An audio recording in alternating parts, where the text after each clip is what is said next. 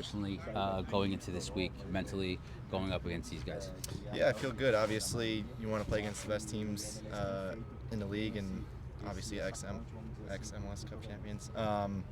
Yeah, it's a great test, obviously, as well. Like, it's the beginning of the season, so it's great to see where we stand right now against one of the best teams. And yeah, we want to win, and hopefully we go into some guys will go on break and get a win before everybody leaves, and yeah, then we'll prepare for Miami. Would you say this is your first test? First test of the year? Yeah. No, I think every game is a test.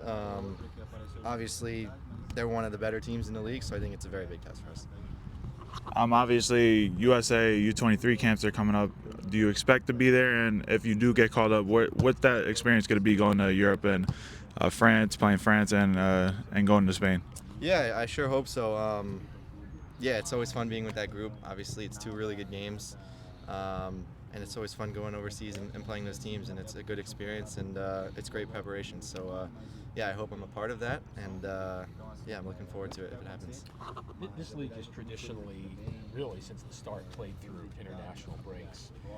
We're looking at what possible lineups could be for the Miami game coming up the week after next. A lot of very important players on both sides are not going to be with their respective club teams.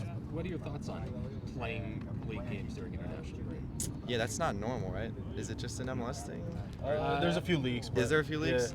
Yeah, I think it's just part of managing the season. You know, there's nothing we can really do about it. Here, you know, the next guy up mentality. So, yeah, for us, obviously, we want everybody to be there, but you know, it's not like a huge concern. We know the guys will get their opportunity. They're going to show out, and yeah, they have missing guys as well. They have the best player in the world probably missing. Second best player. So yeah, it's just another thing you have to deal with, and it can go in your favor. It could also work against you, but I think at the end of the day, you know, it all evens out. Columbus have a top striker.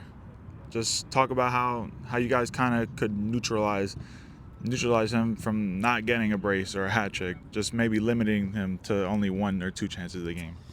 Yeah, I think the biggest thing I would say is just playing with that aggression and the grit that we have, and you know, knocking him around a little bit. I know strikers don't like that. Personally, it's not fun when you're getting kicked all game, not in a dirty way, but you know, in an aggressive, smart way. So I think whenever you can throw somebody off their game, that way I think that helps a lot. One last thing. I wanted to talk about how good the conditions were of the field last week in that rain. You know, I always feel like the smaller people in the club, the grounds crew, had a very important role, and they did a great job. Can you just talk a little about the field last week? Yeah, huge shout out to them. They're incredible. It's one of the best fields I've ever played on, and I had my doubts, but it held really strong. And I think you guys can remember the NYCFC game that got rained out a while ago. Yeah. I don't think the rain was as hard as that, but I was thinking that's what it was going to look like, and it was amazing. And guys from their team was saying the pitch was amazing, and guys in the locker room as well. So they deserve a ton of credit. Thanks, Jim. Thank you guys. Thank Thanks, you. bro.